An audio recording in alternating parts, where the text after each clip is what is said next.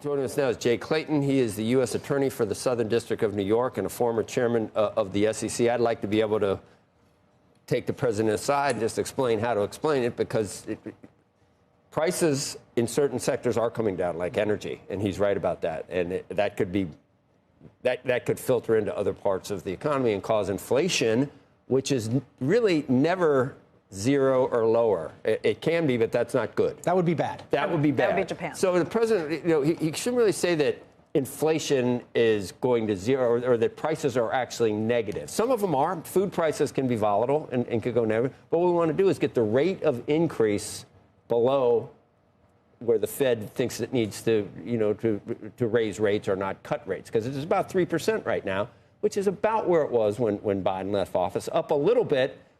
But the affordability issue is from the 22% increase in prices and inflation under Biden. There's just full stop right there. That's the affordability issue. And you ought to be able to explain that better. Right. That's right. And look, I think that with the economic team, President Trump and the economic team led by Scott Bessent, you have people who very much understand this.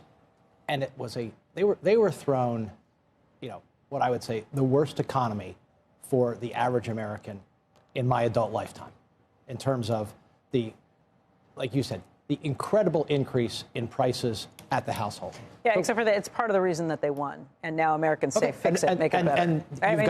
They were handed a situation where Americans felt like their dollar was not going as far. Absolutely, we should all face up to that. Let's go with four. But average weekly wages fell from the time Biden took office to when he left. That's why people feel like they did. And now that's not the case anymore. Prices are still high. Squeezed at both ends. Wages came down. But wages are now rising more quickly. And now wages are rising. The only reason we brought this up was to talk really about Mamdani, because that's what elected him, is affordability. And that's where you come in, because you got to save this city and keep it safe. All right, let's go national affordability, and then we'll come to the city. So national affordability, four things that the Trump administration is focused on. You hit one, energy.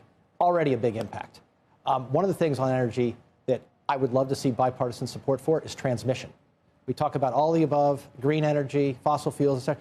One of the reasons why your electric bill is still going up in New York is transmission. We have not invested in transmission. They're bringing prices down. They'll invest in transmission. Healthcare, okay? Why is healthcare so high? We have a cost pricing model with opacity to the consumer. Get information to the consumer. You have Mark Cuban on. He's absolutely right on this. President Trump understands that. Scott Bessent understands it. Housing. Housing is a disaster because we subsidize the heck out of it at the federal level, and we restrict the heck out of it at the local level. Do you know what it costs to build an affordable unit in New York now? $750,000. If the replacement cost for affordable units, or the incremental affordable unit, is $750,000, that's why prices have gone way up. And you know what? Most of that delta, like I would say, way above the rate of inflation, is due to overregulation in the construction and the time it takes to build homes. So you got all those. And what else do people really care about? The cost of education. The cost of education has outpaced inflation, again, because we subsidize the heck of it, and we sell a whole bunch of things adjacent to education that we make people buy.